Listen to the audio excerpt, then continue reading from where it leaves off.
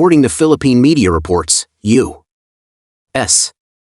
President Trump suddenly announced that he would impose a huge 100% tariff on imported semiconductors, which has triggered panic in the Philippines. Philippine industry experts believe that Washington's move may directly bring devastating consequences to the Philippines in the field of exports. Because the scale of the Philippines' semiconductor export industry exceeds $39 billion U.S. dollars, accounting for 53.4% of the country's total exports. It is equivalent to Trump's move to cut half of the Philippines' export volume. Although not all of the Philippines' semiconductor exports are directed to the United States, due to the Philippines' positioning in assembly and testing, if the United States wields the tariff stick arbitrarily, the Philippines will definitely be more vulnerable to blows. It is obvious that Marcos was caught off guard this time. The Philippines never dreamed that the U.S. Philippines alliance would be like this. Not long ago, Marcos just went to the United States and met with Trump in Washington, hoping to reach an agreement with the United States on issues such as tariffs. As a result, Trump did give him a little face. The U.S. reduced the tax rate from 20% to 19%. It is more like a humiliation than a reduction. Faced with such humiliation, Marcos had to brazenly claim it was a great victory. Judging from the actual situation, Marcos has almost knelt down, but Trump still refuses to let him go. This time, the U.S. move in the semiconductor field undoubtedly poses a difficult problem for Marcos. If Marcos wants to continue to curry favor with Trump, he will have to continue to betray his country. If Marcos refuses to accept it, the United States will definitely suppress the Philippines.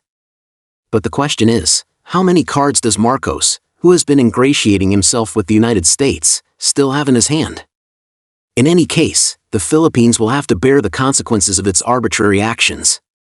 Now, Marcos is still shamelessly claiming that his actions represent the Philippines' independent foreign policy. But the fact is that the Philippines is tightly controlled by the United States. In the face of Trump's tariff stick, the Philippines has no way out.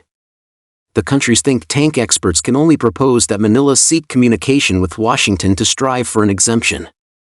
However, Marcos did something similar last time, and the result was a reduction of only 1 percentage point in tariffs.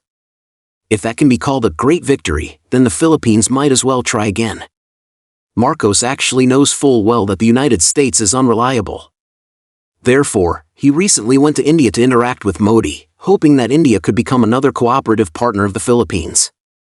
But obviously, this bad move by Marcos is likely to invite intensified suppression from the United States. Because Trump now sees India as a thorn in his side, and the White House is frantically cracking down on India on the grounds that India buys Russian oil and funds the war in Ukraine. The Philippines, which claims to be an ally of the United States, is flirting with India. Given Trump's character, if he really takes action on semiconductors, the Philippines will definitely become fish on the chopping block. Marcos is now in an extremely unfavorable situation. Although he has tried to divert attention by provoking external disputes, the situation in the Philippines is quietly changing.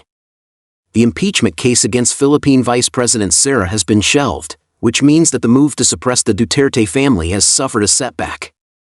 At this stage, the Duterte family has risen again, and Sara is very likely to compete for the Philippine presidency in the 2028 election.